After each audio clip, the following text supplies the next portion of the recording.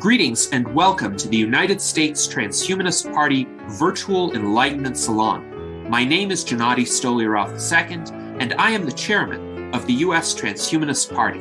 Here we hold conversations with some of the world's leading thinkers in longevity, science, technology, philosophy, and politics.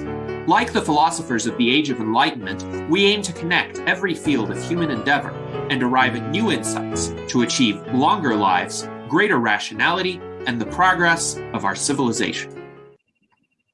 Greetings and welcome to our Virtual Enlightenment Salon of February 6th, 2022. Today we will be discussing a subject that is central to the mission of the U.S. Transhumanist Party. It's embodied in our first core ideal in support of significant life extension achieved through the progress of science and technology, and that is the case against death. And before I introduce our guest for today, I would like to also introduce our distinguished panelists. We have our Director of Visual Art, Art Ramon Garcia. We have our Legislative Director, Jason Geringer. We have our Director of Applied Innovation, David Shoemaker. We have our Director of Longevity Outreach, Ben Ballweg. We have our Technology Advisor and Foreign Ambassador in Spain, Dr. Jose Cordero. And we have our 2020 Vice Presidential candidate, Liz Parrish, joining us. So quite a set of luminaries in the realm of advocacy and pursuit of radical life extension. And our guest today is Dr. Ingemar Patrick Linden. This is our first conversation with Patrick after he has published his new book, The Case Against Death. And Patrick really has been pursuing these kinds of fundamental philosophical questions for a long time. He has been on a journey of discovery, taking him from Lund University in Sweden to UCL in London, to University of California, to New York, where he has taught philosophy for almost a decade. He has had a firm conviction throughout his life, since his childhood, as has been the case for me, by the way, that we do not have enough time. And he writes, we are but the beginnings of complete humans, fragments of what we could be. And it was the realization that not all share this view. In fact, surveys show that most do not, that inspired and necessitated the writing of his new book, The Case Against Death. So we're very pleased to host this conversation with Patrick today. Welcome, Patrick, and please tell us more about The Case Against Death, what motivated you to write it, and the key arguments within it. Thank you very much. Thank you. So, as you explained in the introduction, the feeling that we don't have enough time is something that has been very evident to me ever since I was conscious of thinking about philosophy when I was, 8, 9, or 10 years old. And for a long time, I thought that this was a shared sentiment. But then when I brought it up as an adult, I always heard the same thing, that people were quite pleased that their life wouldn't drag on for too long, and they were afraid that there would be too many people around, overpopulation, all these arguments that we always hear. They came very quickly. That is, very few that I talked to would admit that they wanted more life, that they weren't pleased with the human condition as it is. And I found that when I became aware of that, and also the studies of Pew Research that shows that the majority would not, they say they would not want to take a cure that would give them youth and prolonged life and ability to live to 120 at least. There you have a majority who say, no, I don't think I would take that, but they think other people would in a much larger extent. I think many of us, when we saw those surveys, we just thought that people are, as Aubrey de Grey puts it, it seems like there's a kind of a pro-death delusion or something like that. And there are many things that are surprising, because at the same time we hear that everyone wants to stay young and live forever, and that life is so incredibly valued and so on. So how do you square that when you actually ask people, and very often in conversations with people, they actually don't seem to be particularly worried about death? Not as worried as I think they should be. I think they should be very worried. So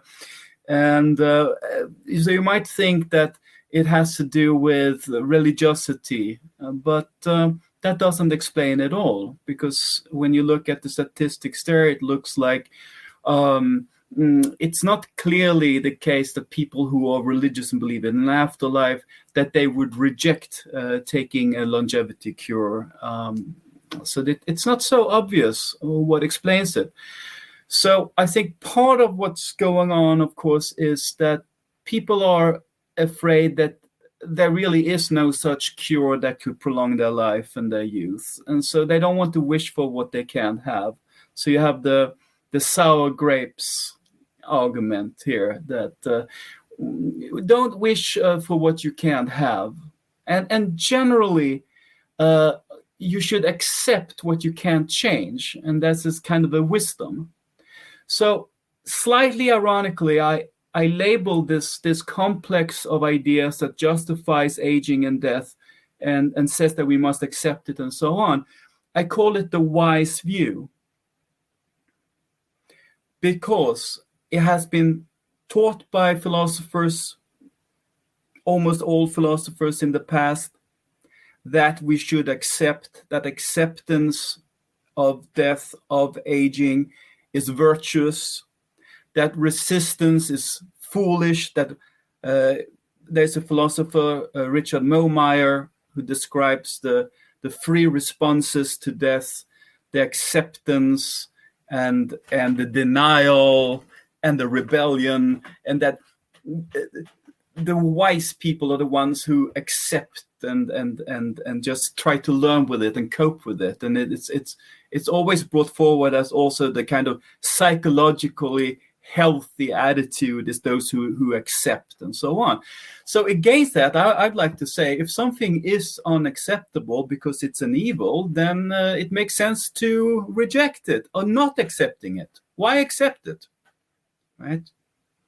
And so I am on the side then of the rebel, right? So if there are three responses, then I think rebellion. And in some sense, it's romantic because,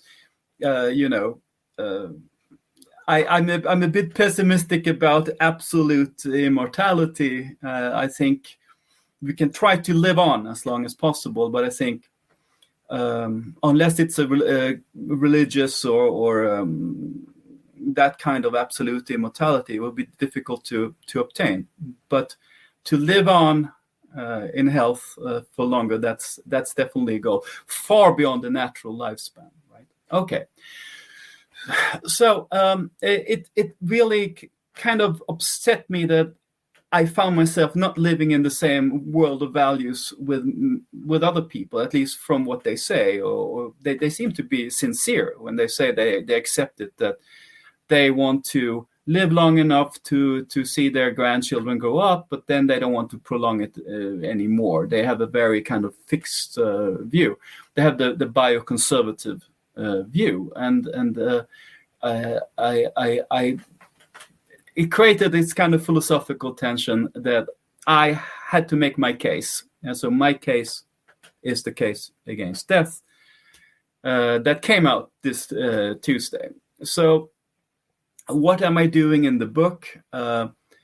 It's a polemic where I go through all the things people say in order to defend the status quo of aging and death, right? So it's the case against death, but in the beginning of the book, I also attack aging, because that too is something that people defend, and they find reasons for saying that aging is fine, and they they just want to age in a healthy way, which is something I explain. It's not so easy to separate aging on the one hand and health on the other hand. There are very few signs of aging that are make you healthier in any way. And there's the debate about whether aging is disease or not, or how we should classify it. And I think for philosophical purposes, it's a bit frustrating because, call it what you want. Aging is undermining my health and it kills me. That's enough, I think, to have a science that deals with it. But of course, in the real world, in practical, we all know that it's important that it's labeled. Or that people get the idea of thinking of it as an illness, because it will facilitate the process of doing something about this. Okay, and then I go chapter by chapter. Then I go over the different categories of arguments, the apologies for death. So I talk about the argument that death is natural, and that if it's natural, then it's good, or we have to have it, or that the individual death is necessary for the health of the system. Those kind of, I call that holist arguments, and I point to troubling aspects of holistic arguments when you compare people to leaves that fall to the ground, and it's okay because the tree is still healthy. And I say it's a kind of step to a political holism there, where you say, cutting off your fingernails doesn't hurt the body, like in 1984 they talk about. And so I defend a kind of individualism where I say that it's okay to want as an individual to survive. And this is also a theme I have in the book, that it's the idea of prolonging life is something that's very congruent with an individualism, a liberalism, because very much it's about extending that kind of choice to the most important choice of all, the choice to continue or not continue, and that kind of power. Then I talk about the philosophical arguments that death cannot harm us, because where death is, we are not. That should be familiar to everyone who's done philosophy. Is the Epicurean arguments, also as formulated by Lucretius, and that's an argument that is tricky. The suggestion is that death is like a victimless crime, because you can't find a person who is like suffering from death, because he is no longer, according to the hypothesis. Also, maybe I should also make clear that the case against death is really the case against ceasing to exist. So if death is just a kind of pathway to another existence, I'd like that if the next existence is good. So in some sense, I agree with the religious conception, in the sense that I think they are right when they think that the immortality is desirable, or can be desirable if it happens the right way, if you end up in the right place when you die. It's just I'm skeptical to whether that's actually going to happen. So better safe, better try to extend this life if we don't know what happens next. But in the book, I'm not making any argument against the ideas of the afterlife or anything like that. In fact, I'm sympathetic to that wish for individual survival. And so with that kind of Epicurean argument, that it's hard to find the subject and the timing of death, I say it's tricky. I propose various solutions to that, but I also think that one good line of defense is to take the reductio ad absurdum line and say, what would this actually imply if we think that death can't harm the person who dies? Would that mean that if I kill somebody painlessly, I haven't harmed them, for example. It has several of these implications that just seems to be absurd or not acceptable. So even if it becomes very tricky to answer, I'm sympathetic to Thomas Nagel's line here that there may be certain harms that you can't really put a subject and a time to. But in the end, I also think, look at what thinking like that death is nothing to us, death can't harm us, look at what that would imply. And I think it's unacceptable. Then I look at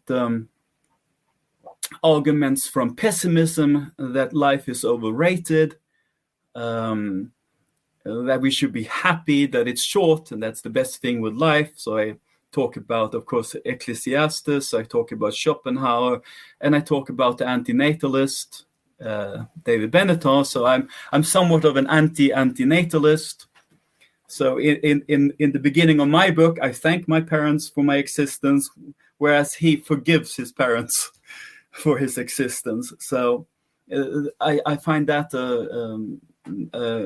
a very, very sick view, antinatalism, and I'm very, very strongly against that. I'm very, very. I think we should be very, very appreciative, and I think that although Benatar seems to think that it's consistent to enjoy life and want to continue living, you can also hold that it would have been better never to start. I just don't buy that. I think that if you find life interesting and worthwhile continuing, then it's like you voted with your feet. If you stay here, it's because you think it's not that bad that you came into existence. And if you don't think that, then I don't think it's any. It can be bad for you to want to pass on life either. So that's my view there.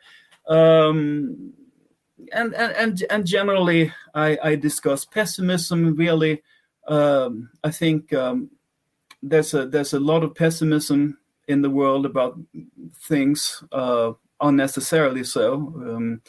And there's a sentiment among a lot of people that this is not a world you want to bring in children to, and you hear things like that. And I think that's very sad. And that's I can see that some of the resistance to our project here of wanting to prolong life will be resisted by people who are imbued with this kind of pessimism. Then I talk about the psychological arguments that we couldn't handle more life, that more life would be boring, and all those arguments. And I say, well, when you look at how we are constituted, what we are motivated by, then I don't think we can see any reason for why we would necessarily be bored. I mean, some people be bored sometimes, but not generally speaking. So I resist that. I say that it's not necessary. It's not something that's deterministic either. It's something that we can deal with, and it's certainly not an argument for wanting to keep the limit as low as it is on our lives. I talk about the deadline arguments that life is meaningful and valuable because it's short, that it's like a precious metal. If there's a superabundance of life, it would devalue it. And I say that's also not something we need to accept as an argument. In fact, as a very simple argument, if you suffer from a toothache, for example, the fact that you will live for a very, very long time doesn't seem to, make you think that that's any better, or that, well, I can postpone going to the dentist. I'm suffering, I'm in such pain, but since I'm going to live for such a long time, I'm going to procrastinate. And why would you? And the same with pleasure. So I think they got their motivational psychology wrong. I think that as long as we're healthy, we want both stimulation and rest, and there's no reason to think that we would just necessarily stagnate or all that kind of pessimism. And I talk about the kind of arguments that the bioconservatives like Leon Kass and Callahan are bringing forth, that says, wishing for more life is wanting more human life, but it is much longer, then it's not a human life anymore. It's not a life for a human, or something like those kind of existential / spiritual arguments. And I also think that they are not very persuasive. I think they're just incredible conservative bias towards what we know, and a real bias towards the bundle we have, and a real failure to see what we could have. That's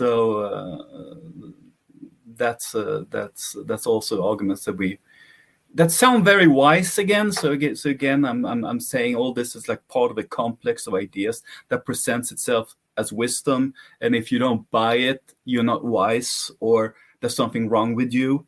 You need to learn to accept, and a good philosophy is one that teaches you how to accept, etc. And I say, in some sense, perhaps that's going to make you happier, but I think the goal of philosophy is truth.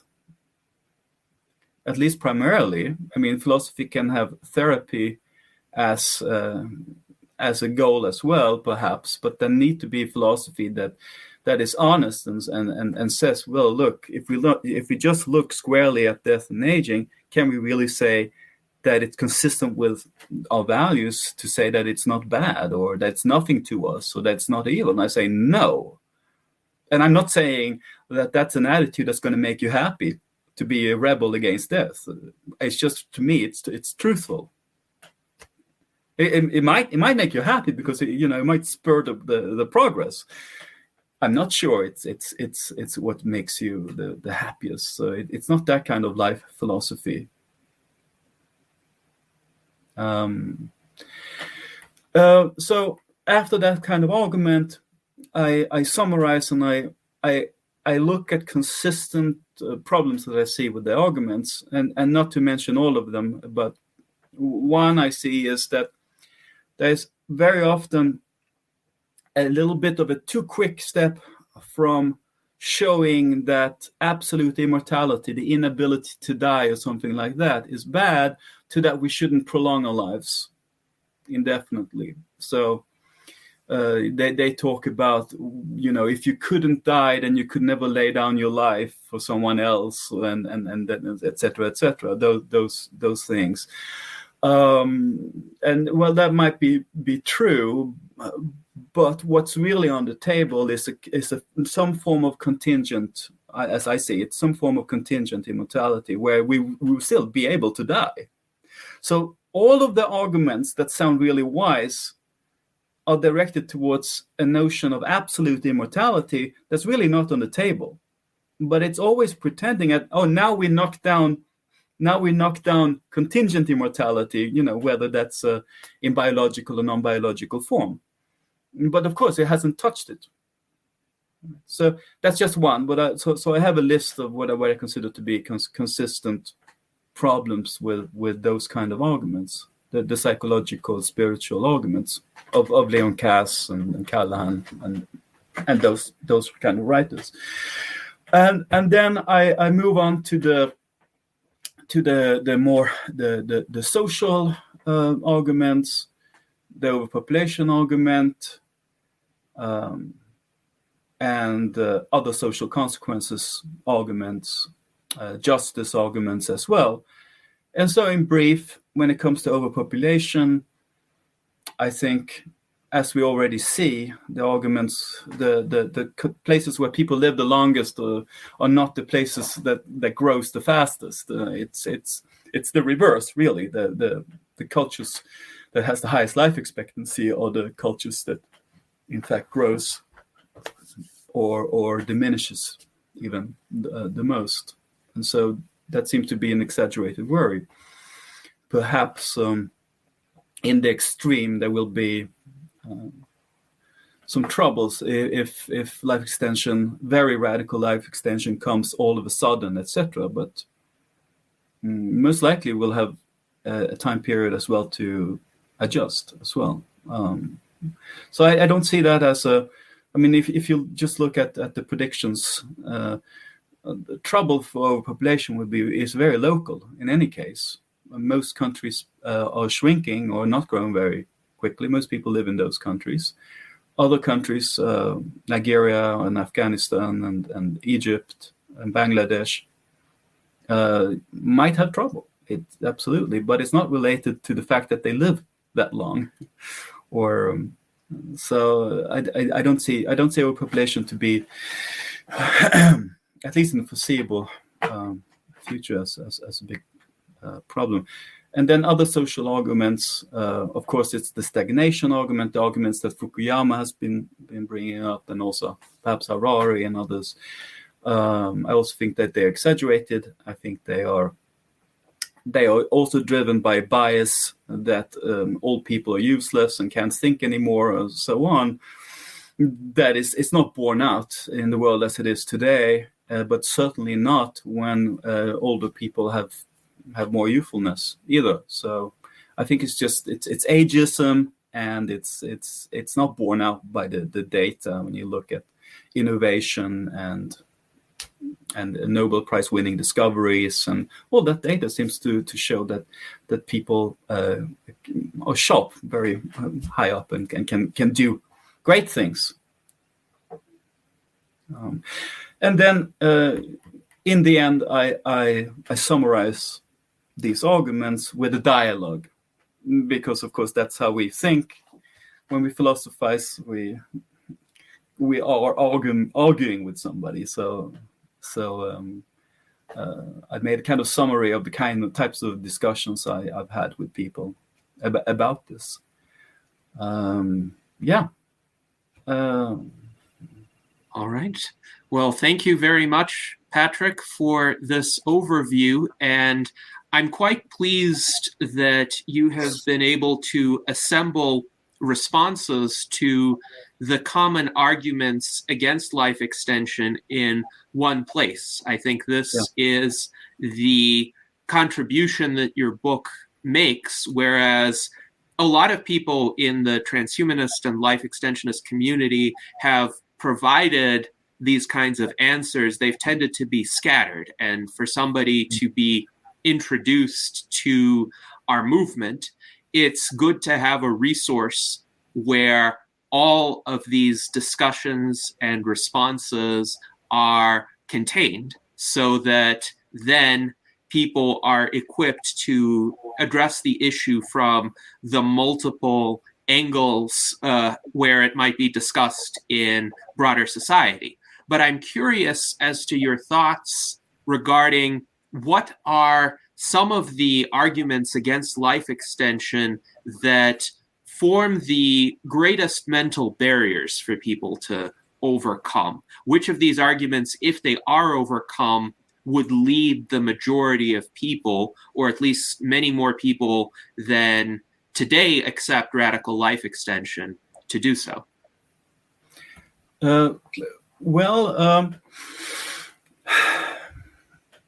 First of all, people who are non-philosophers, I think they will react very much to facts that change. For example, if there is a longevity cure available, then they will open up more. If it's really the case that they embrace acceptance because they really don't think they can hope for anything better.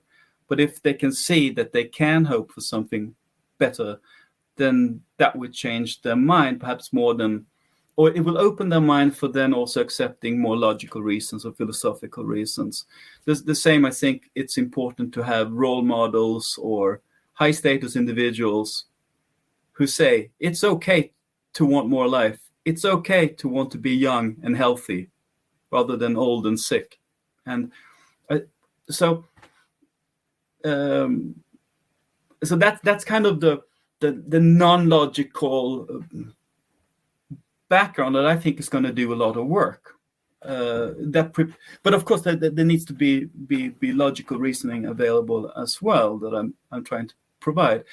So what we know, of course, is that people reject this because they're afraid that it's always going to be an exchange between quality and quantity. That wanting a more quantity of life is going to bear a kind of cost. So I think they imagine a prolonged life of fragility and illness and so on. So that's an area that I think if you want to persuade people, to show them that what we're advocating is really that the quantity comes as an effect of increased quality of life, really, that it's the health we give that produces the longevity, and you can't really separate this as it's in people's somewhat pessimistic imagination. So I think that one argument that a lot of people will be in a grip on is that there's something elitist with this, that there will be a kind of this will exacerbate inequalities in the world, that there is a distribution and justice issue, especially from the left, or especially, let's say, the post-liberal left or something. They're very pessimistic. They're very critical towards modernity. They're critical against individualism and so on.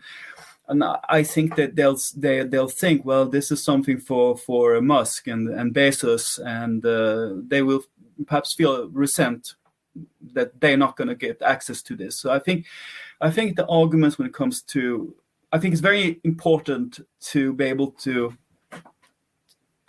calm people on this, and I don't think it will be that easy, perhaps. And I also don't think in reality, I think we probably have to accept that the gap can widen if this technology becomes available, at least at first, before the world catches up. And I think that's something that will create resistance and an argument to work on. Yes, indeed. And in terms of my own observations as to what the most common objections have been that I have encountered, the first has been the overpopulation argument, though I think the relative preponderance of that is on a declining trajectory as compared to the social inequality argument. And then in third place, I think, is still the boredom argument, though that's competing with the evolution argument, essentially saying that we need a lot of death over the course of many generations in order for the species to evolve and become better. And of course, my response to that is evolution is an extremely slow and cruel process. It doesn't care about the individual at all. So if we think the individual has moral value, it is much better to take charge of our own evolution and try to preserve as many individuals as we can. But in terms of the overpopulation argument, let's address that first, since I do think it's still the most commonplace one. And Jason Geringer in our internal chat has observed that the birth rate tends to go down in countries as a result of economic development and not the other way around. And Jason, feel free to elaborate on your question, but I think you're asking about data that supports this idea of declining birth rates as economies develop. Yeah, I'm wondering if a lot of people's math is off because they think that the birth rate is going to stay the same, and I'm hoping and that the data will show that the birth rate will actually go down as people become more economically solvent. And I have actually heard the argument one time that it's the other way around, and I don't think it is that way. That Korea, I shouldn't even repeat this. One time I heard that somebody told me that they socially engineered Korea by going door to door talking to the Koreans, and because they got them to start having less kids, that's why their economic development happened. And I really don't think it's that way. I think it's the other way around, that, you know, the economic development happened and then that made them have less kids. You know, I'm just wondering what you think about all that. Yeah, I think there are many factors that are collaborating here. I think it's part of it is also the rights of women to be able to make different choices, have career instead of children. Urbanization, that it becomes difficult to have a large family if you live in New York, for example, because of space and the cost of space and so on. I think there are a lot of different factors that all collaborate and explain why development goes hand in hand with having fewer children.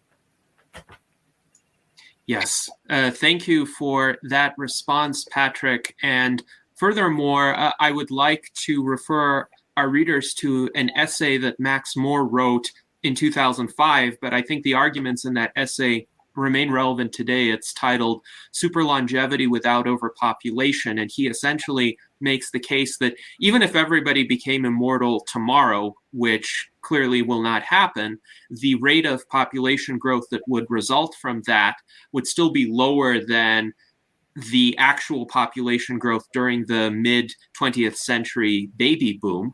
And clearly humankind has dealt with that successfully, and our living standards have risen, our gross domestic product per capita has increased, and many more people, both in relative and absolute terms, have emerged out of poverty in the recent decades as compared to the middle of the 20th century. So clearly, even in the worst case scenario, this is a challenge that we have overcome. Now, I'm curious how you would address this comment by David Wood. He points out there's an argument that the birth rate will go up once menopause can be indefinitely delayed, and when ectogenesis, or synthetic external wombs, become viable. I think in a lot of cases now, there is the so-called biological clock, and people feel the pressure to have children within a very narrow time window, often when they're not yet at a point where they're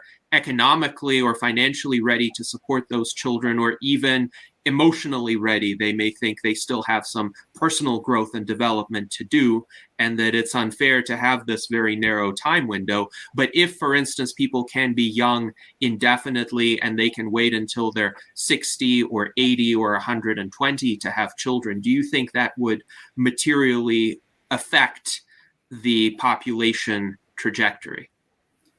Well, there's another recent book by Kay Davis, also at MIT, I think, that he deals with this in more detail than I've seen anyone deal with it. And for him, he says that the important thing is to space out the pregnancy in the right way. And the second solution he has is really a kind of a trade-off, perhaps, accepting limitations on fertility. That if you want a lot of children, then you may have to also forgo some radical life extension, that it becomes a choice.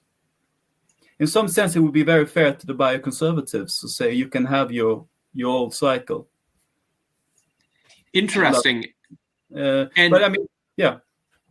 We had a virtual enlightenment salon with John K. Davis, who is also a philosopher, and he also debunked a lot of the common arguments against life extension. But in his view, the concerns about future population growth are some of the most persuasive, but he still thinks we should give this phenomenon some time to develop before any sorts of restrictions on population or restrictions on individual choice might be justified, because there are scenarios in which this situation would essentially resolve itself, and there would be some sustainable approaches going forward. So, for instance, John H. in our chat writes that population pressures sound like a decent argument for space exploration and colonization, and there are also other realms that humans could develop into, like colonizing the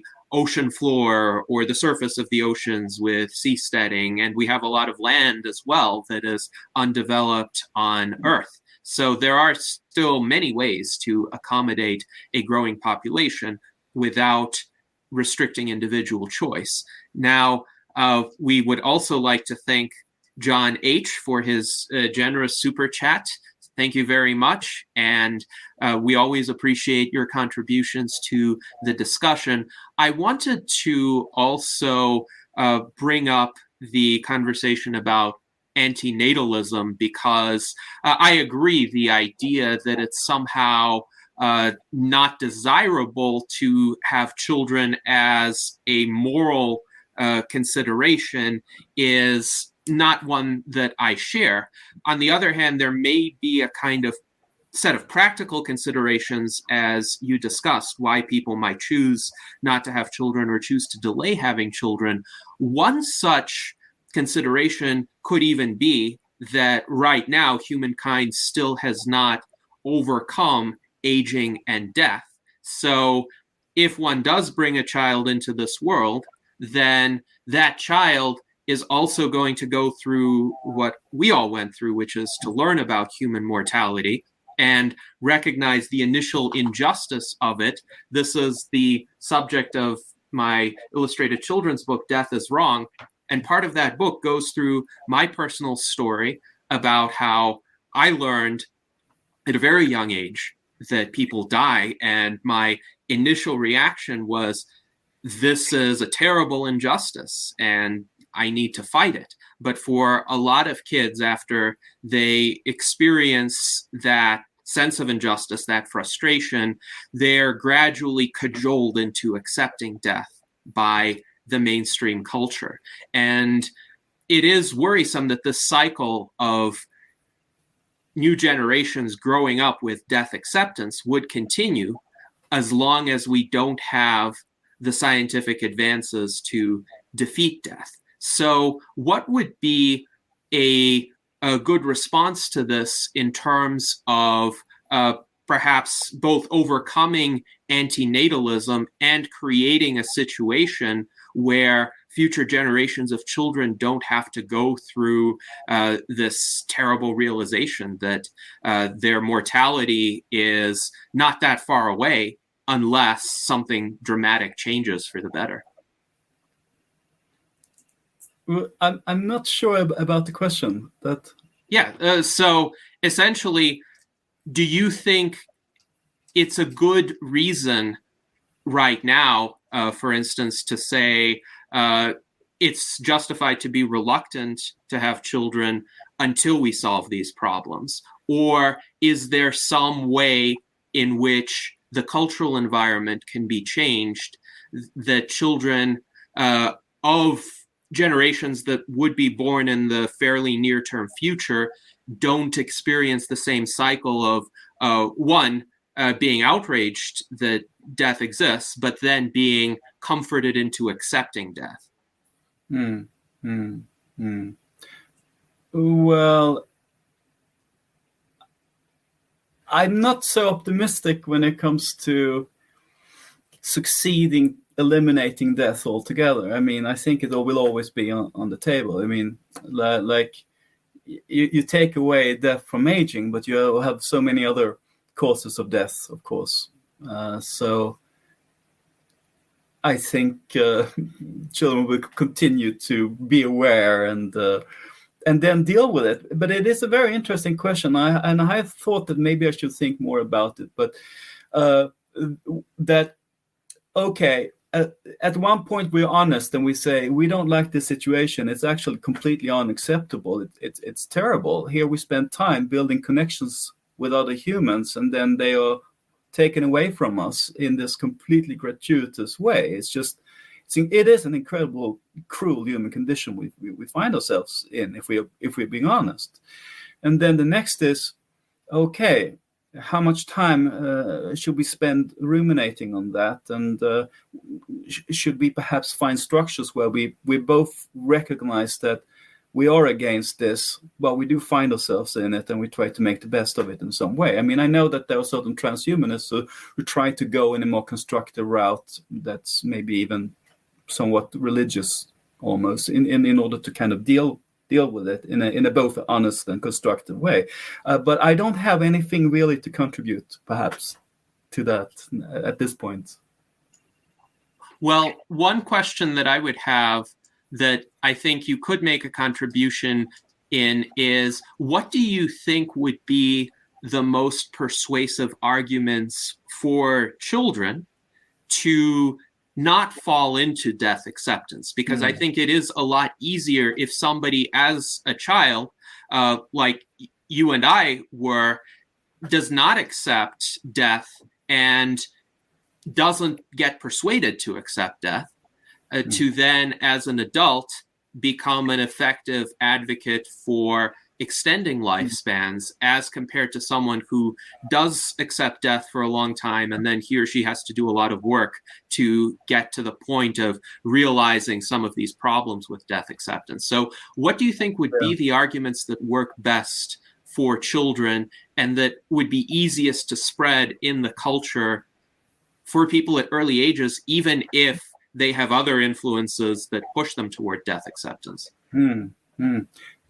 I mean, it looks like, I haven't read your book, but it looks like you telling a kind of counter narrative in your book, and that looks like the kind of arguments we would need. But as we know, oddly enough, I mean, the big narratives are found everywhere, where acceptance is taught to be virtuous, and there's nothing more evil than want to live, especially you wanting to live beyond your natural limits, like Voldemort, for example, or the White Witch, or the Darth Vader, who wants to, in some sense, prevent the death of his loved. And so, I mean, all the most wicked characters are people who are pro-life, in our sense of being pro-life. And so, of course, I think, creating counter narratives, perhaps along the lines of what you've done, and Bostrom's piece, the fable of the dragon tyrant. Yes. And also movies, perhaps. It's big because still, if you go to a movie, the villain is going to want eternal life, and the hero is going to sacrifice himself, or in some way show that's where the limit goes. Yes. I recently saw Doctor Strange. I don't know if you've seen that.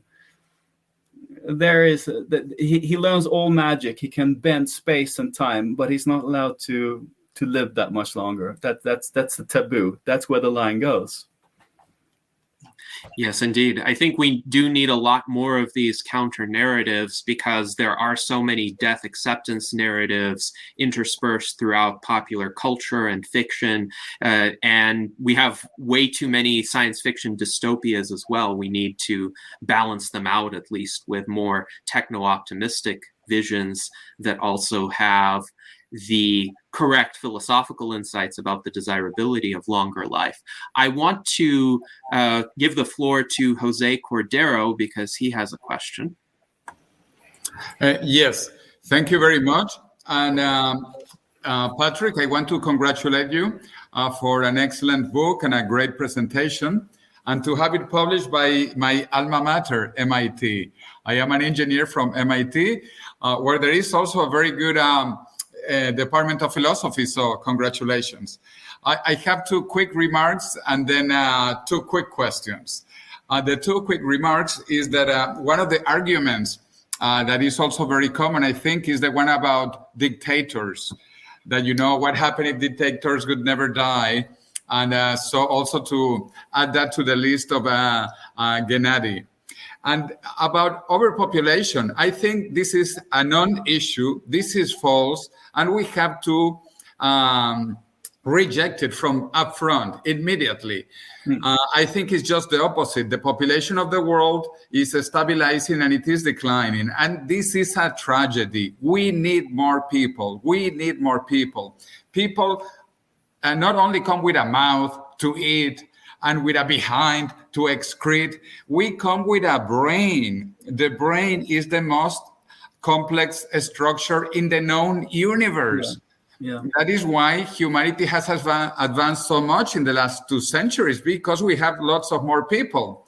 When Malthus said that there were too many people, actually, London barely had 1 million people, and England less than 10 million people, and the planet less than 1 billion people. And he said it was the end of the world. It was the end of the world because we had few people and we had little technology. Now we have lots of technology and lots of people, but the problem, the people are beginning to stabilize the population and then decline. So I think we have to be upfront. We need more people, not less people. We need more brains. We need more creativity, imagination, and so on and so forth. Anyway, those were my comments. Yeah. Now my questions. I live in Madrid, and there are many people who are very religious, and they actually say that they want to die to see Jesus, God, the Creator, and all of this. And it gives them peace of mind. And, you cannot argue when people are dying and they want to be peaceful. That is their hope. Also, I lived 3 years in Japan, and I traveled a lot in East Asia, where there are other cultures, other traditions, as you know, other religions.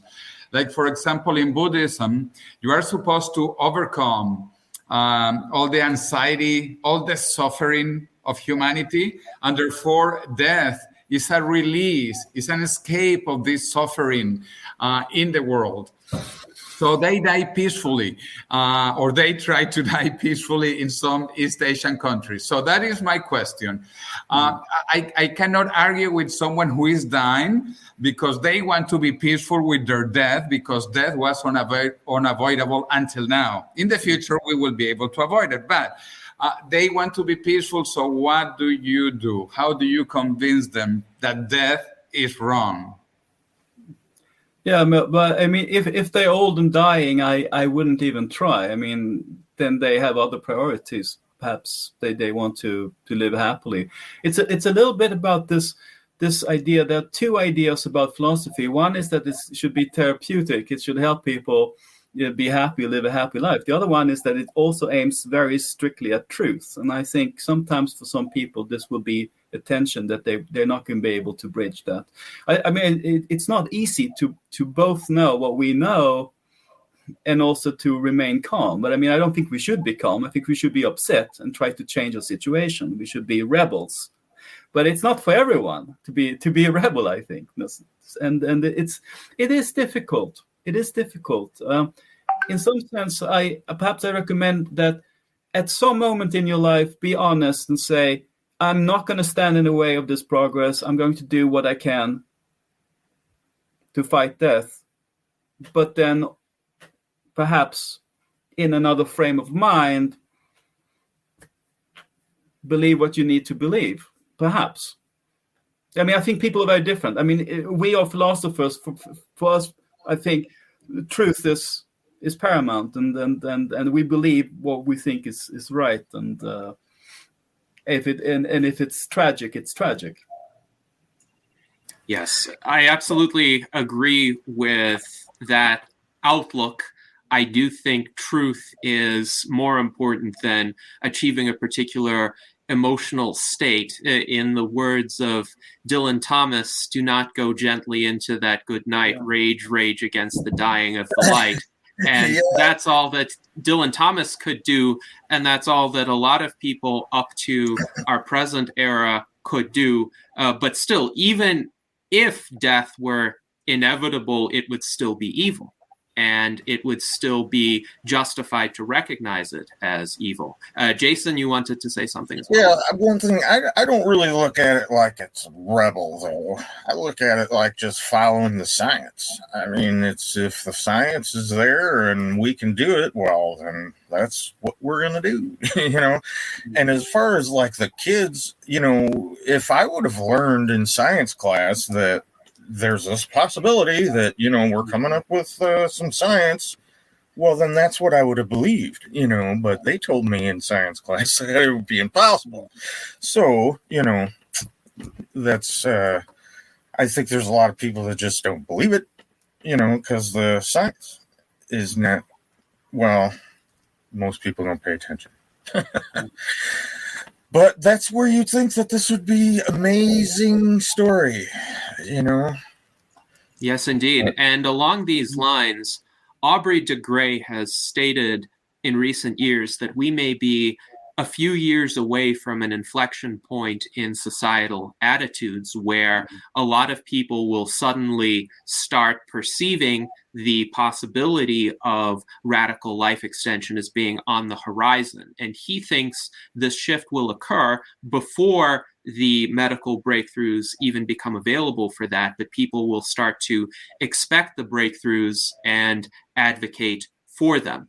Do you also share this fairly optimistic anticipation of the future that Aubrey has articulated, or do you think even once it becomes practical to reverse biological aging, there would still be a lot of cultural resistance that will not accept the new reality so readily? No, I think the resistance would in large measure melt away once it becomes feasible, once it becomes possible. That's what I think. I think a lot of it is still what we call the sour grapes phenomenon, or you don't want life to be tragic. And so if you don't think you can do anything about aging and death, then you might as well accept it, because otherwise you live in a world where you say, well, things are really, really bad in this way, and that's just how it is. And I think a lot of people don't want to bear that kind of tragedy, so they find different means to escape it. But I think once there's some hope, some real hope, people really believe that this could work, a lot of resistance would melt away, I think. That is once they have the pill in front of them and it's a simple fix for youth and longevity and so on, I think a lot of the arguments would seem will quickly just seem quaint, the kind of really bioconservative arguments. Yes, and I think it's similar to how bioconservative arguments in prior eras seem odd to us now, like the argument against train travel, that human bodies were not meant to travel at speeds faster than a horse, or arguments against anesthesia, that God meant for humans to suffer pain, or arguments against open heart surgery as playing God. Those do seem rather quaint, even though religiosity has not really diminished overall. The majority of people still consider themselves to be religious. And indeed, we've had comments in the chat from our friend Sergei Gubkin, who mentions that essentially religious people and people who believe in some sort of spiritual existence, like people of New Age persuasions, still form the majority of the population. And the issue is they don't believe that death is real in the sense of the cessation of the individual, even if we do nothing, because the basis of a lot of religions is this inability to accept the possibility of one's own non-existence. And it's a very intuitive thought pattern, because you can't really imagine yourself not existing at all. Nothing in human experience really compares to it. Sleep or amnesia don't compare to a complete loss of vantage point upon reality. So a lot of people think, oh, surely there has to be something after this material life. Surely there has to be something that survives the body. And indeed, when I publicized Death is Wrong back in 2014, there were some interesting responses from fundamentalist Christians who were saying comments like, yes, we agree with him that death is wrong and death is a terrible tragedy. However, he's going about it the wrong way and trusting in science and technology, and really he should just trust in Jesus completely, and that's how one gets to eternal life. Of course, I don't think that's what can cause life extension in the least, but how would you respond to people who will say, well, we like the idea that death is wrong. We do think death is a tragedy, but we think we get eternal life through our religious beliefs, so we don't have to bother with science and technology. How would you respond to them? I would say my biggest quarrel is with people who are naturalists who still accepts that death, because I see myself friendly to those who believe that it's desirable and that there's a possibility of an afterlife. Two things. Interestingly, in the Pew surveys that I referred to earlier from 2013, there wasn't this big difference between the religious and not religious when it came to this wanting life extension. So perhaps there won't be that kind of resistance from the religious community that logically you might expect. So my theory there might be that these are just people who, like us, are really into life and wanting to live and individual survival. Of course, it's very hard. It's very hard to. I mean, you would have to find arguments that would. I mean, you're not going to have them abandon their religious outlook. So you would have to argue within their frame of reference. So you could say, if you had more time, you had more time to perfect yourself and become ready for the next dimension or what they believe in, for example. Or if you're appreciative of this great gift, then it makes sense to want to keep it and not to throw it away so easily or something like that. I don't know. What do you think? I mean, it's not in some sense I made an effort not to get into discussion of the possibility of the afterlife or anything like that, because it's just that's a whole book in itself. It's yes, yeah. And I agree that compatibility that is possible between religious framework extension or transhumanism. Indeed, we had a virtual enlightenment salons with Micah Redding of the Christian Transhumanist Association and Carl Youngblood of the Mormon Transhumanist Association, and we discussed that at length. I think ultimately religions are lagging indicators of societal, cultural, technological realities, and eventually they do evolve and adapt, and there are some interpretations of religion that are more forward-looking than others, and that may be of assistance to us. For instance, the Christian transhumanists and the Mormon transhumanists who do try to emphasize the compatibility of their religious views with radical life extension.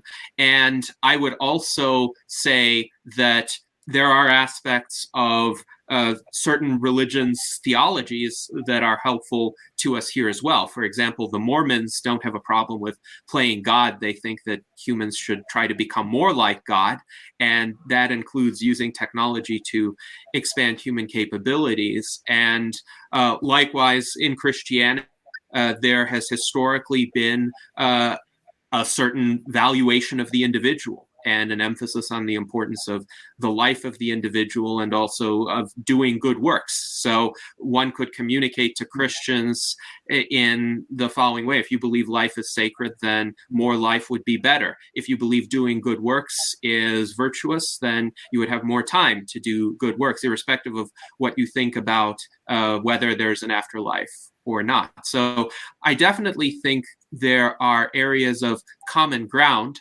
that can be found. I do think the greatest source of resistance among both religious people and non-religious people is status quo bias, the inability to imagine a future that is dramatically different from the present, even though change happens all around us and the pace of change is accelerating.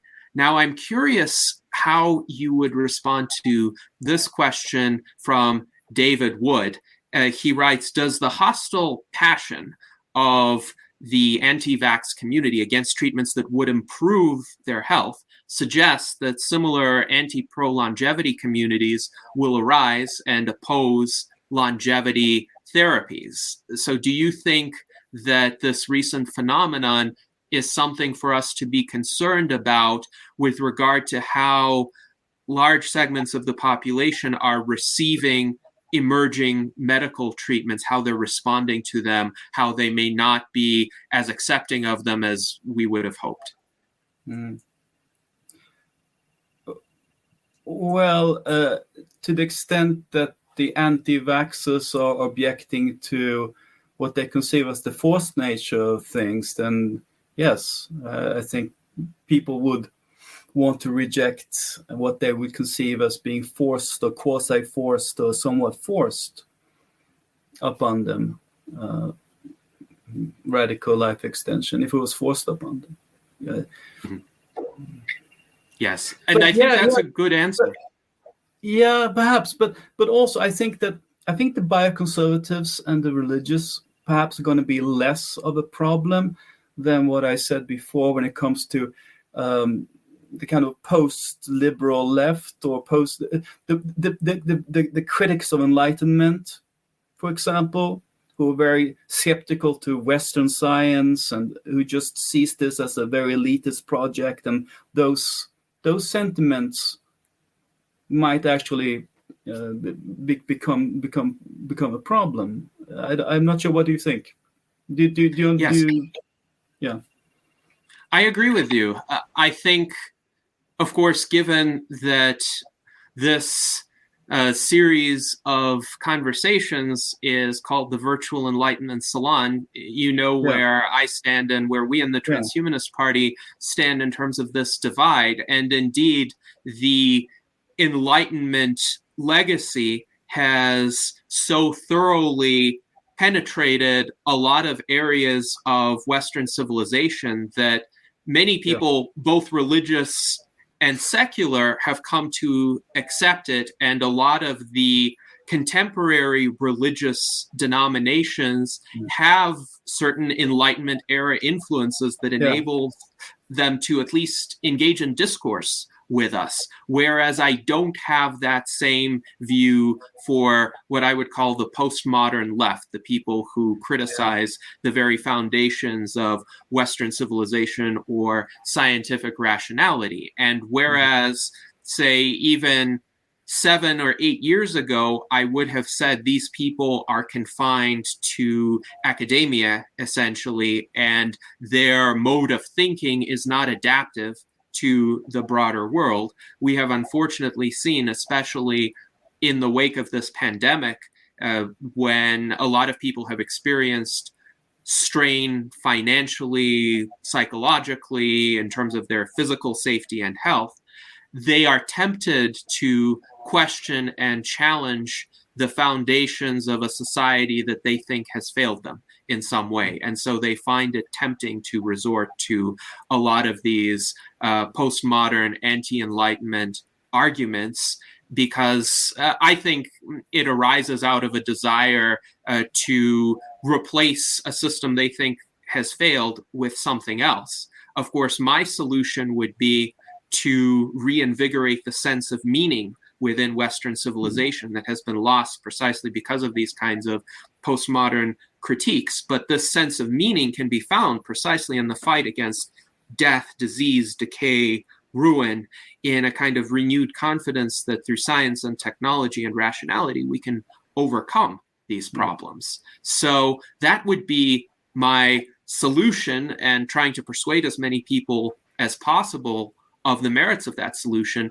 But I acknowledge there can be a lot of resistance along the way. And this post-liberal left, as you point out, has become increasingly vehement and vicious sometimes in how it deals with people who disagree with it. And I haven't found that on the religious right at all. That is to say, even the fundamentalist critics of transhumanism will generally just write articles like, well, they should have faith in Jesus instead of science and technology, whereas on the post-liberal left, they will try to shut down anyone who disagrees with them. And there's also very sad anti-humanism that's cultivated, and I heard just recently about the virus that said, no, it's humans or the virus. The virus is the solution. You know, this kind of anti-human sentiment that I think is just terrible. I have a very exalted view of humans. I think a world without human, like Schopenhauer, he dreams of a crystalline state where there's no biological life forms that can suffer, like on the moon, and that's exactly what the antinatalists are talking about as well. I find this. There is something in the culture that is incredibly sad that young people, these ideas that they get, that somehow humans are an infestation or something like that.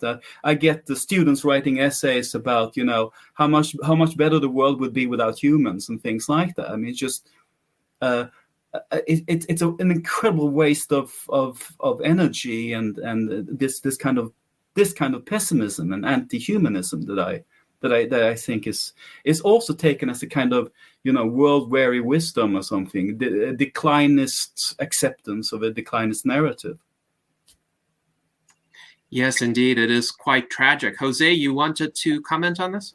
Yes, absolutely. That makes me also very upset. It irritates me when I see young people saying, this is the end of the world. We have too many people. There are no resources. And I think this is horrible. We are living in the best time in human history, the best time ever. However, the future will be even better thanks to humans. Again, we have the brain. The brain is the most complex structure in the known universe. This is a marvel of nature. So maybe tomorrow we will find some Martians, and the Martians will have bigger brains. But until that time, you know, our brains are at the top of the chain. And even though we have mouths and we have behinds, you know, we create, we innovate. We are the ones who have made the world advance so much. And now we are going into space. We live in fascinating times. So it breaks my heart when I see, especially some young people in some places, to look at the future with a negative sense. When we have to be proud of what we have done and what we will do in the future. And again, we need more people, not less people, more brains, more creativity, more imagination, more dreams.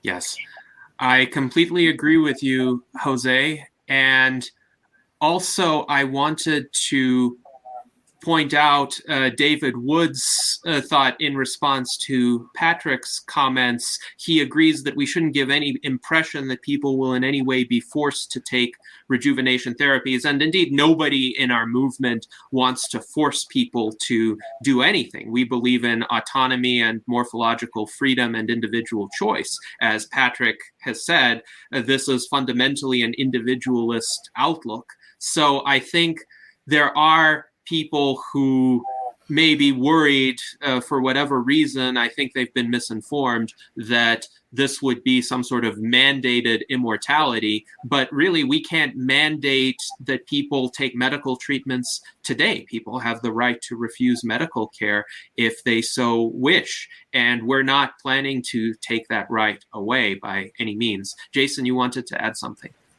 Yeah, first and foremost, we're about morphological freedom and individual freedom. So that's by ensuring the freedom for others, you ensure your own freedom to not change if you don't want to. So it ensures your ability. That's it. Go ahead. Yes, indeed.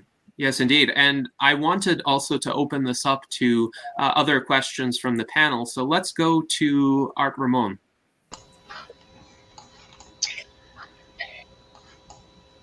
Yeah, in the vastness of space, the human lifespan is just insignificant.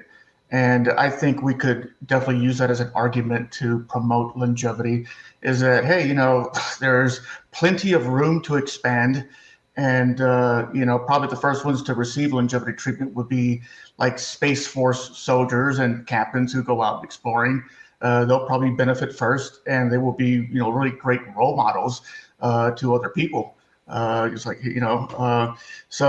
but of course you'll have those pessimistic people who say, well, we're just that virus that's spreading to other planets. I think if ever there's inequalities where it's difficult for lower income people to get it at first, maybe they could volunteer to go colonize, Mars. That would be an incentive, in order to receive longevity treatment and have that long lifespan.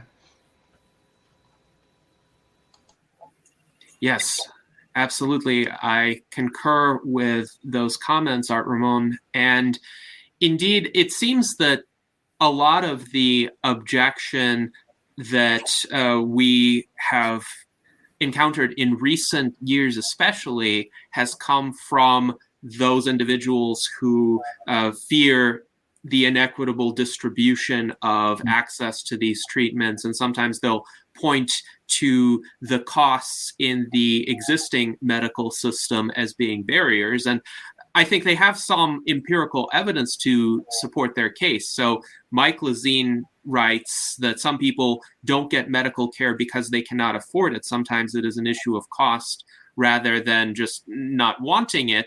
So there are people who might want to live radically longer and improve their health and overcome dreadful diseases. There is concern about how quickly they would be able to afford it, given that medical care is a major area of cost. And unfortunately, in some areas of medical care, the costs keep rising. And Patrick, I wonder what you think about this response. My response typically has been that where technological innovation is sufficiently free and it's not constrained by a lot of restrictions and a lot of bureaucracy, the cost tends to come down on its own as new competitors enter the field, as new insights are learned about how to effectively manufacture and distribute treatments. And eventually these technologies become very affordable. In some cases, like email, for instance, they become essentially free of charge to individuals. So would that be your response as well to people who are concerned about the cost of medical care and the affordability of life-extending treatments? Yeah, but I would also add that we can imagine different scenarios. It depends on what the radical life extension procedure entails. We don't know yet. It could be something that's not very expensive to produce. And then, of course, what makes certain medicines so expensive is the development, the research, and so on, together with the fact that perhaps not that many people need them. But this is, of course, a drug that potentially billions of people need. So you got the scale that it could pay back for research very, very quickly. And it could be, if it's scalable in its production, if it doesn't involve any incredibly rare material, or if we can't reproduce it artificially and synthetically. But I don't think that would be the case. So I think that the fact that there are so many immediate users, billions already. Then I thought about the financing. I think if it's very expensive still, but it's expensive like a house, then you can imagine mortgages. So if you can't pay for it up front, you get so many more years that you can make money and pay back. And I mean, you can imagine many more socialist nations like Sweden could just assume that enough of the population wants it and pay for it that way, and say, well, we also get a healthier population that works more, pays more taxes, and that way pay for it in a communal way. And it depends on what kind of culture you have or what kind of political system of distribution you have. I can see that there can be different models for different societies as well, a more libertarian model as well. So yes, I think very, very much it's like people throw their hands up and say, well, this is a knockdown argument against this project, instead of thinking, well, of course there'll be a lot of methods that we haven't even thought of yet, and even just quickly thinking about it, and you can think, well, if it's like a car, people who are not very rich can still afford a car because they pay it off in installments, or a house or something like that. Yes, and these are quite good points. Thank you, Patrick, because yes, people have found ways to pay for large goods that they find to be sufficiently valuable, even if they do not have resources immediately on hand. And living longer in good health is the precondition to the pursuit of all other values. And if somebody were to give me a choice of, for instance, taking out a mortgage for $1 million or dying, you know which one I would choose, because I could earn the $1 million over time. Even if I had to pay a lot of interest on that debt, I would still prefer living to dying. And I think a lot of people would be in that position. But Aubrey de Grey has also pointed out the economic argument for governments to support life extension treatments, because if one can delay the onset of age-induced ill health, then that would save a lot of money for the pension system. That would save a lot of money for systems like Medicare or the National Health Service in the UK, or a lot of other government subsidized or government managed healthcare systems. And as a result, the net cost savings would be substantial.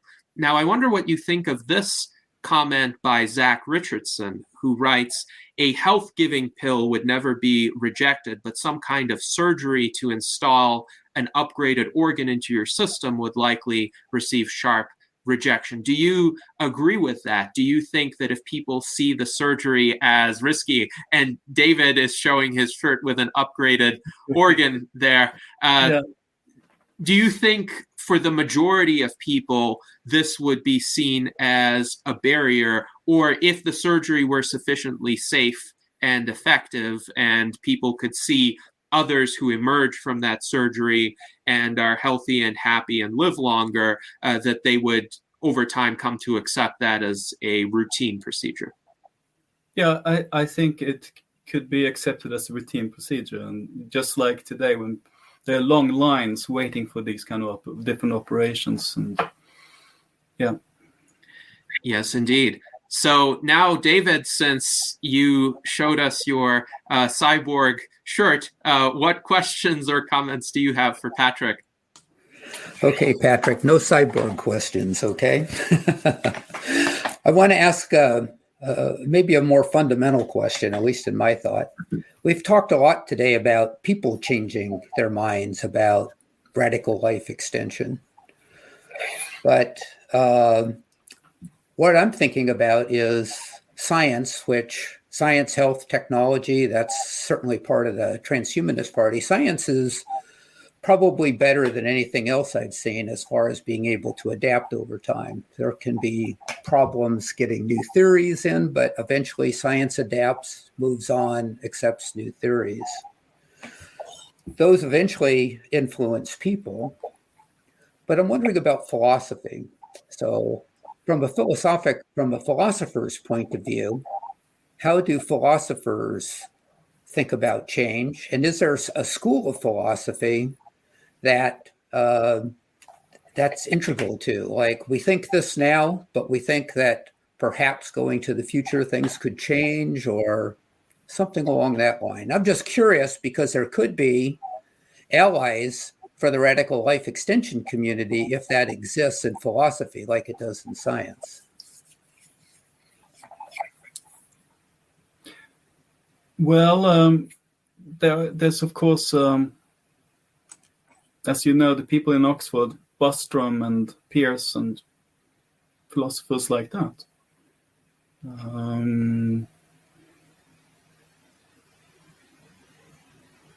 Yeah, that's a very good point, because they write books. I see them online. That really helps. And that's specifically in these areas that we're talking about. But what about change in general, as far as philosophy is concerned?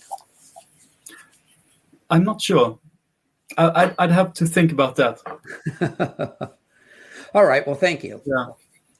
Yes, and of course we've had 2 virtual enlightenment salons with David Pierce, and we'd be happy to have Nick Bostrom as a guest someday, as well as someone like Max Tegmark or Anders Sandberg. All of them are, I would say, great allies to our movement, and they would agree with the fundamental case.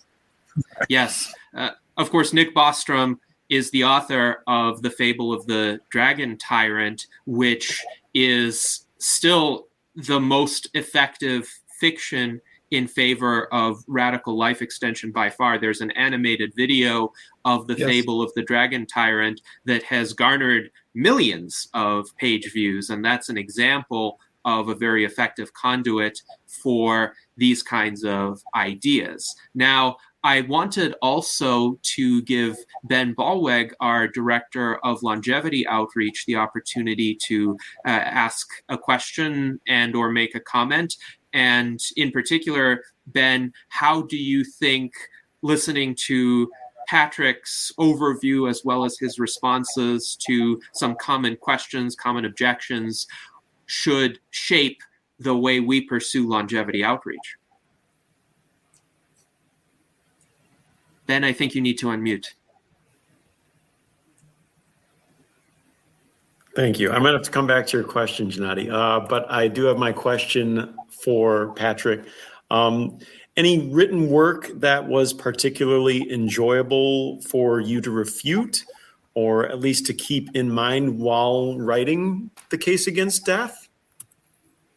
Well, I think the bioconservative, Leon Kass, for example, his book Life, Liberty, and the Defense of Dignity in 2002 provided a good kind of foil for the psychological arguments of that we need death as a deadline for aspiration and ambition, and that there would be kind of unspeakable tedium, and that to wish for more life is to wish to no longer be human, and all of those kind of existential arguments as well. I found it very useful, because he and also Michael Sandel, from perhaps a little bit different, more left-wing, but also a bioconservative point of view, his case against perfection I found interesting, because both Kass and Sandel, they are very aware that our liberal society that they decry is all kind of justifying the choice of living on and the development of the technology to enable that free choice, because it flows from autonomy, individual rights, welfarism as well, and there's not very much to stop it. Of course, they are bioconservatives, so they want to stop this impulse. But what I liked about them was also that they kind of recognized that the logic of a lot of our commitments as liberals in a liberal democracy points towards expanding this choice. Yes, indeed. And it seems to me that the logical extrapolation of the Enlightenment project as well is radical life extension and transhumanism, improving the human condition through science and technology. It's just that in the 18th century, the Enlightenment philosophers didn't have access to the same level of technology that we do, though some of the most forward-thinking among them, including the Marquis de Condorcet and Benjamin Franklin, anticipated some of these technological advancements. So it is true in my view, that a lot of the premises underpinning the Enlightenment liberal society of today, the society that embraces individual rights, the value of individual life, rationality, the scientific method, efforts to improve the human condition, to overcome suffering, to overcome the problems in our world, all of those currents of thought point directly toward fighting death and expanding human lifespans. It's just a matter of getting people to accept that consistently and overcoming the barriers within their minds, and of course the resistance from those who reject the Enlightenment.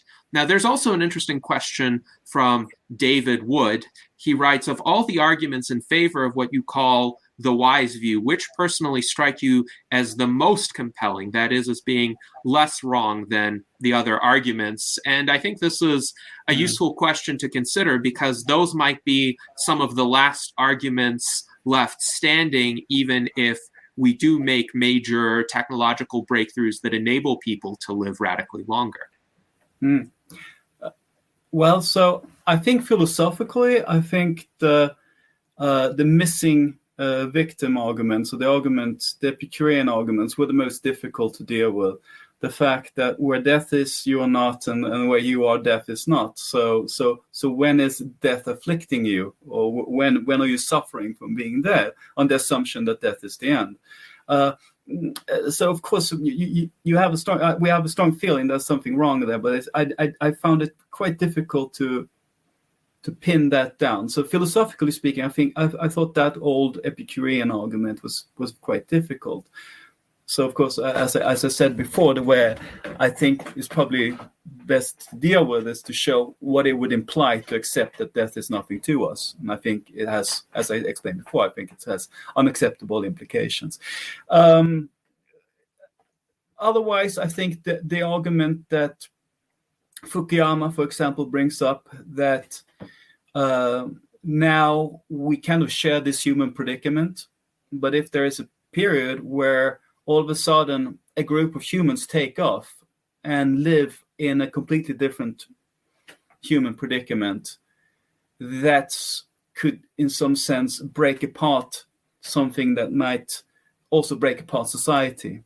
And those kind of arguments that we would no longer share the same basic conditions of what we regard as life. If somebody can expect to live to 1,000, or a group of people can accept to live to 1,000. So again, I think those are the argument, and that I said before. I think the idea, the distribution problem, or what people conceive of as problems with increased inequality and all that bundle, I think is something we need to address people's worries about. Mm-hmm. So those two kind of arguments, the philosophically difficult was probably the Epicurean argument, but I think otherwise the other argument that we are separating ourselves into different classes of people when we have kind of a democracy that assumes that we are similar. Yes, very interesting. And David also writes that he thought your treatment of the missing victim in your book was excellent, where you highlighted the unacceptable consequences of that view. So even though you think that's a more compelling argument than most, you've still done good work in showing its errors. And I would also say, for me, as an individualist, the concept of total non-existence is a lot more frightening and unacceptable than even the concept of a hell. That is to say, if there were evidence for a hell, I would actually prefer that to ceasing to exist as an individual, because there are still at least vestiges of a personality, of the experience of time, of the experience of some sort of being, even if it's in terrible suffering, whereas non-existence just means everything is gone, including everything that was ever good in one's own life. So that is my outlook on it. And of course, on the subject of different classes of people, I do think a powerful counter to that would be the existence of socioeconomic mobility. And as long as we can facilitate that through technological change and through rational policies that help improve access to these technologies instead of creating rigid barriers, then any sort of differences of this sort would be very short-term in nature. Now, I also want to turn the floor over to Ben, since he tells me he has had time to think about longevity outreach and how to incorporate Patrick's ideas into it. I don't know if I have quite from Patrick's ideas, but I guess I've been feeling like that we I like in our Facebook groups and in Discord, we are very much talking internally and trying to figure out how to bring these ideas outside these circles in ways that don't scare people that may never have heard of these possibilities before. I don't know if you have any insights to share specifically in that way, Patrick. I mean, sure, if you publish a book and promote it, what other ways are there to let people know that we are starting to tiptoe into realms of possibility that could be longer lives for all? Yeah. No, I think popular media, films, television series, books, and counter narratives that we talked about before, when all the big narratives are all apologists, they're all making excuses for death, and then to have something that is death, rebellion, those kind of narratives, to get them out there, to get a hero who wants to live on, and have the villains trying to stop him, for example.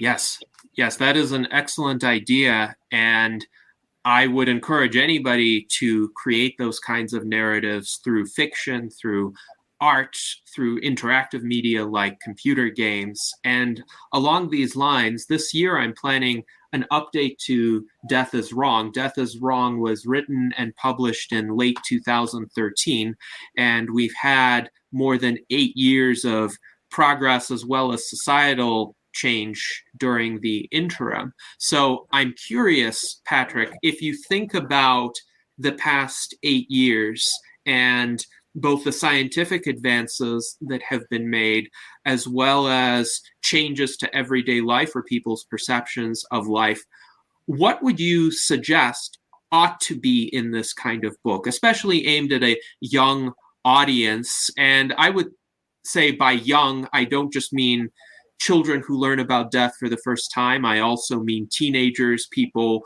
whom Jose talked about, who may be more culturally pessimistic than is warranted by their age. So what do you think would help in terms of the messaging and the content of such a book aimed at that audience? Well, you need to create an attractive hero who's a prolongivist. Just like it's to get figures that are high status and attractive to come out being prolongivist. I think that would make an enormous difference. Like Brad Yes, Pitt. indeed. Get him on board, it would be pretty sold pretty quickly, I think. Well, there have been... I'm just kidding. There have been efforts to reach out to certain celebrities.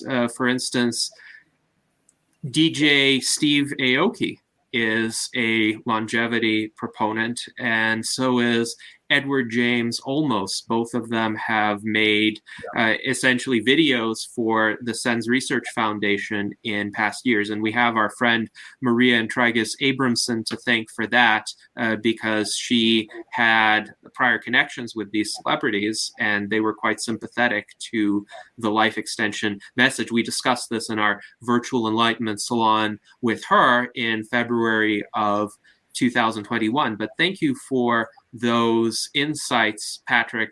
And I agree, we should have a compelling narrative with a compelling hero.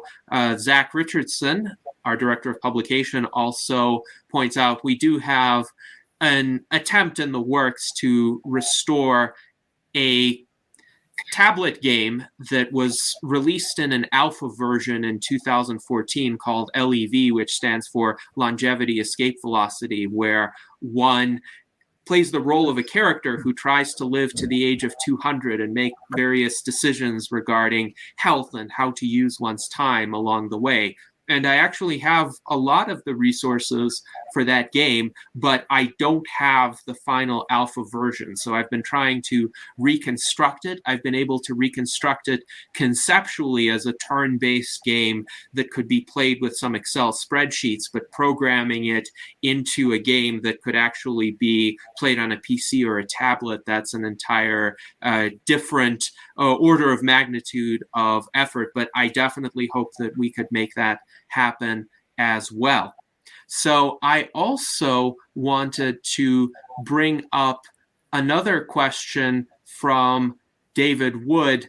I think his questions have been quite insightful today.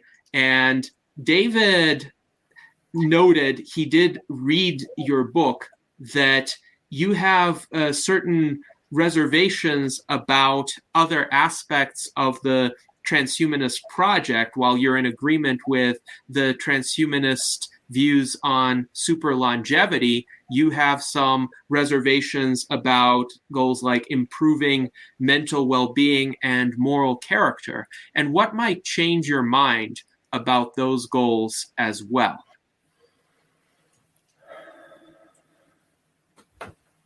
Well, so one of my fears is that messing with the economy of beliefs and values, and also assuming that we know the right balance, and I think the risk that something goes very awry is quite large. And there might be what we consider to be biases that are built into us for a reason. I sound like a bioconservative now, I know, but it might be that we get rid of things that might seem irrational from our point of view, but really have a certain kind of rationality. That reminds me of the argument made by Friedrich Hayek, the Austrian economist and philosopher, about rejecting certain traditions that might not make sense at first glance because they might have evolved to fulfill some useful role in society or facilitate a larger emergent order that humans don't understand. But of course, on the other hand, there are many traditions that have outlived their usefulness. And if one were to overcome them, there might be a period of discomfort or some sort of transition cost, like shifting from the English system of measurements to the metric system.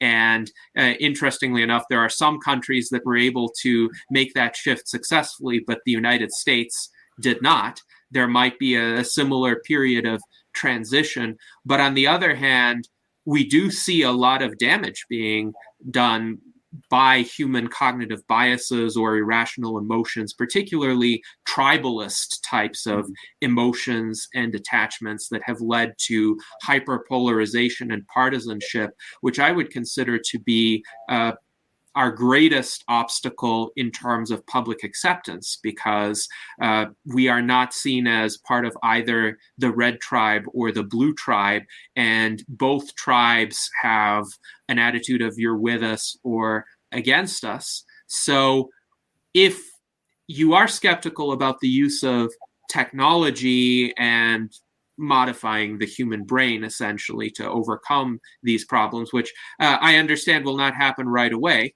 it would take decades of time to reach that level of understanding and mastery. But what would your recommendations be, either in the meantime or going forward indefinitely, to keep these very harmful tendencies in check? What techniques that don't involve brain modification would you recommend? Well, I wanted also in my book to isolate this case so that people don't have to accept all of the ambitions of transhumanism and so on, but let's talk about prolonging life first. So I'm not sure I have sufficiently developed views on that. I mean, my hesitancy is this, like you said, Hayek's information problem. Do we think we can go in and design something better a priori with certain principles?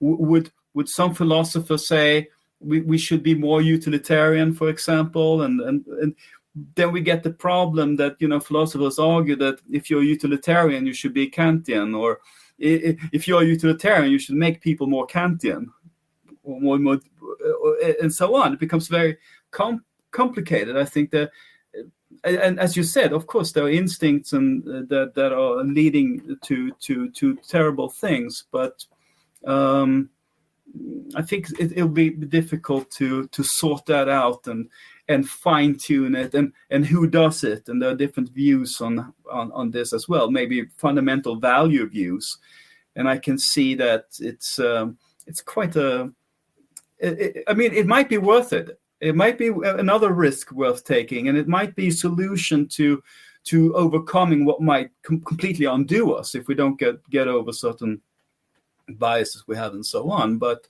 I think I would need to think more about this to say something interesting. Mm-hmm. All right. Well, I do appreciate your comments on this issue nonetheless. And Zach Richardson wants to know what you think about Neuralink and whether you would consider getting one. If so, what level of safety would you need to adopt its use, and what utility do you think that would provide? It's also nothing I think that much about. I guess I want to continue the kind of life I'm familiar with mostly. But of course, yes, to be able to improve your memory, to have the recall, to have deeper appreciation of things, and so on. It all depends on if it works well and so on. I'm not completely against anything like that. We will see. Yes. And fair enough, I'm not lining up for a Neuralink myself at this time. I think the technology is way too invasive and experimental to be tried on someone as risk-averse as myself at this stage. David Wood points out that Chesterton's fence is the argument against deciding that a fence in the countryside seems to have no purpose and therefore can be removed. It was first published in 1929 by G.K. Chesterton, and Chesterton, of course, is known to be a very thoughtful, philosophically sophisticated conservative. David continues in saying, yes, there are risks with trying to redesign the human mind, just as there are risks with trying to redesign the human body. So we shouldn't rush into either project, but they're both worth exploring. So thank you to David Wood for those comments. And now, David Shoemaker, you mentioned light bulbs in our internal chat. So would you care to elaborate upon that? Well, it was more of a whimsical comment. You were talking about the things like changing to the metric system and resistance from that. And I remember the insane amount of objection to installing light bulbs that ran cooler and cheaper, clearly in everyone's best interest. And there was still an objection for that.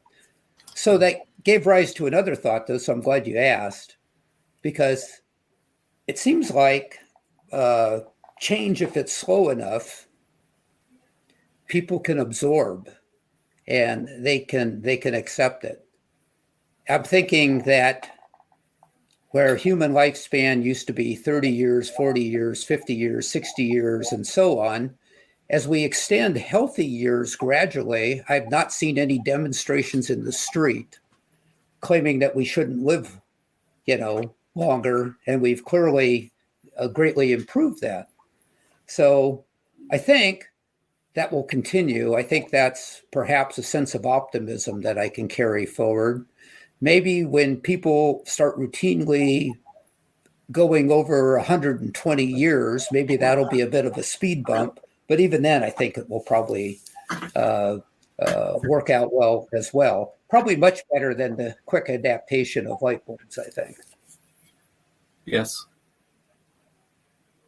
All right. Well, thank you for those observations, David. And indeed, I think people are more inclined to accept gradual change because they can adapt to it, because they can figure out ways to still function well according to their interpretations of what that might be in the new reality. On the other hand, I want the change to be rapid enough to come in time for me and also for the people in this conversation and for you, David, because I don't want to be the first person to receive these treatments when they're still experimental. I want to be part of the second or third generation to receive these treatments when they've been refined and improved. So we do. I wholly support your argument. Absolutely. Absolutely. So we do have a sense of urgency. And I think it would be interesting to know we have 3.5 minutes left in our broadcast. Patrick, what do you see as the best case scenario for the successful struggle against aging and death? And what do you see as perhaps a less optimistic scenario? And how would you compare the two in terms of their probability? Which do you think is more likely? Are we going to make it to longevity escape velocity in our lifetimes? Ooh, I sure hope so. But I also hope that my parents will make it, who are in the 70s and 80s. I can't really say. I really hope so. It's something interesting that you said that you're trying to communicate in your book for children, and this is this kind of horror of realizing non-existence. And I think a thing that's a bit surprising is that in my classes, I've only had a handful of students who really hated the idea of not existing anymore, and that's very interesting. But that's a side point. So I just wonder what is it about our psychology that we have such a kind of strong awareness of this, and it's less common perhaps than we think. Well, so the positive scenario is that we get escape velocity on this, and it looks like the money is starting to flow towards this, and I see a lot of promising signs. We have David Sinclair and his success with his books, and I see, and I'm very optimistic that, for example, the economic argument, I don't think, unless it becomes a very, very expensive thing, it can be sold so easily to say, look, part of our success story in terms of wealth is that people live longer. That has been part of the whole explanation.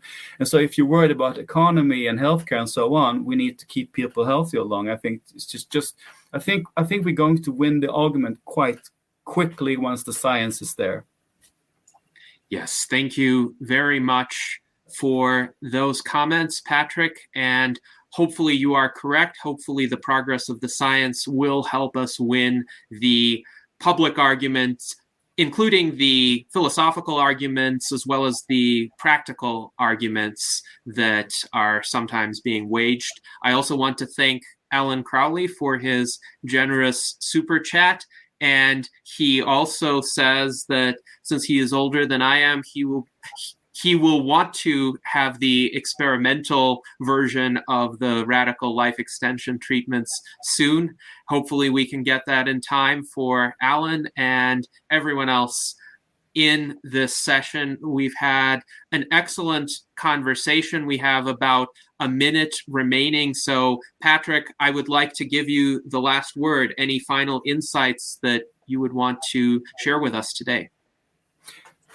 Well, I've been very inspired by you, and I'm very happy that there are people out there sharing this understanding and trying to do something practical about it. So I want to thank you for the opportunity to talk about my book, and I strongly support what you're doing.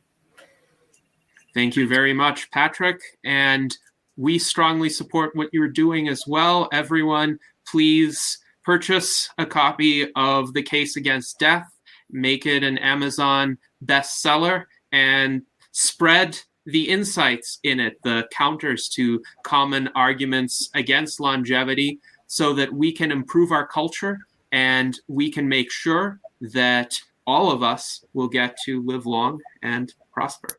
Yes.